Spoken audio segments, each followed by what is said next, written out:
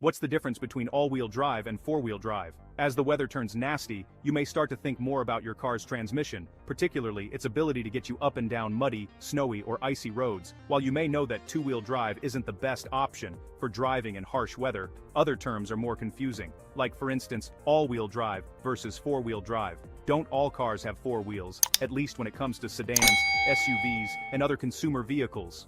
As Jalopnik explains, the difference between all-wheel drive, AWD, and four-wheel drive, 4WD, is more than just semantics, and which type you need depends heavily on the kind of driving you do on a regular basis. When a car manufacturer specifies something as 2, 4, or all-wheel drive, the company is referring to the tires that receive power from the engine. With two-wheel drive, the engine powers either the front axle or the back axle of the car, meaning that the engine is moving only the front tires or the back tires. The other axle is just rolling along. When four-wheel drive, sometimes referred to as 4x4, is engaged, meanwhile, the engine rotates all four wheels. This helps give the car extra traction on slippery surfaces like sand, ice, and gravel, so that even if one set of wheels can't get traction on a slippery surface, the other wheels might be able to. The key word there is engaged. Traditionally, four-wheel drive means that your car can drive with all four wheels, but you have to manually choose that option.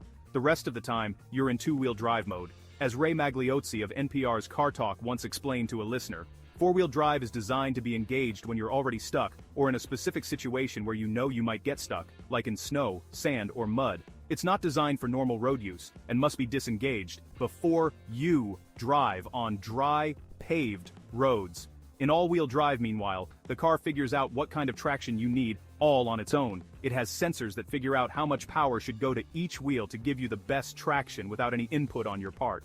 This is a useful feature for driving in a variety of different conditions, while a dedicated four-wheel drive mode might be better for serious off-roading.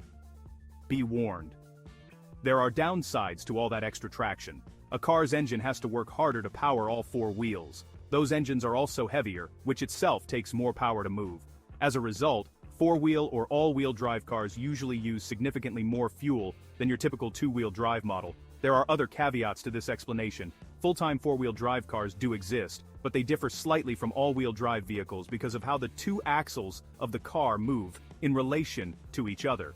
In four-wheel drive, the front and rear wheels are locked together so they spin at the same rate. In all-wheel drive, the wheels aren't locked like this.